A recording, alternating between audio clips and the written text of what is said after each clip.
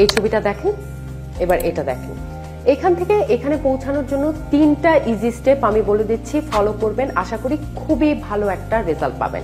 Number 1, আপনার যদি অতিরিক্ত ওয়েট হয় সেক্ষেত্রে ওয়েট রিডাকশন করতে হবে এবং পাশাপাশি চিনির পরিমাণ কমিয়ে দিতে হবে। কারণ আপনি যখন চিনি খান তখন হচ্ছে ব্লাডে ইনসুলিন রেজিস্ট্যান্স ডেভেলপ করে বা ব্লাডে সুগার বেড়ে যায়, পিগমেন্টেশনও অনেক বেশি হয়।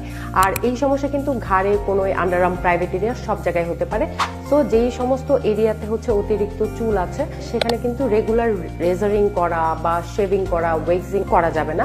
আর আপনি চাইলে গ্লাইকোলিক বা ল্যাকটিক অ্যাসিড সমৃদ্ধ কোনো টোনার, ময়শ্চারাইজার, সেরাম এগুলো ব্যবহার করতে পারেন, আর সাথে অ্যাড করতে পারেন রেটিনল। নাম্বার 3, আমরা ইনক্লিনিক কিছু প্রসিডিওর করে থাকি, তার মধ্যে যেমন আছে প্রাইভেট পিল, এটা আপনারা করতে পারেন, খুবই চমৎকার একটা রেজাল্ট, 2-3টা সেশনের মাধ্যমে কিন্তু খুব সুন্দর একটা রেজাল্ট পাওয়া যায়। আর হচ্ছে আমাদের আছে কিউ সুইচ লেজার, এই লেজারটা করার মাধ্যমে কিন্তু আপনারা চমৎকার একটা রেজাল্ট পাবেন। যেমন আন্ডারআর্ম বা প্রাইভেট এরিয়াতে যদি অতিরিক্ত চুল থাকে সেক্ষেত্রে কিন্তু ডায়োড লেজার করতে পারেন, এটার কয়েকটা সেশনের মাধ্যমে কিন্তু পার্মানেন্টলি যে আপনার লোম সেটা ওঠা বন্ধ হয়ে যাবে। সো আই হোপ এই প্রসিডিওরগুলো যদি আপনারা করেন আর পাশাপাশি আমার গাইডলাইন যেগুলো আমি বলেছি সেগুলো ফলো করেন, খুব চমৎকার একটা রেজাল্ট কিন্তু পাবেন।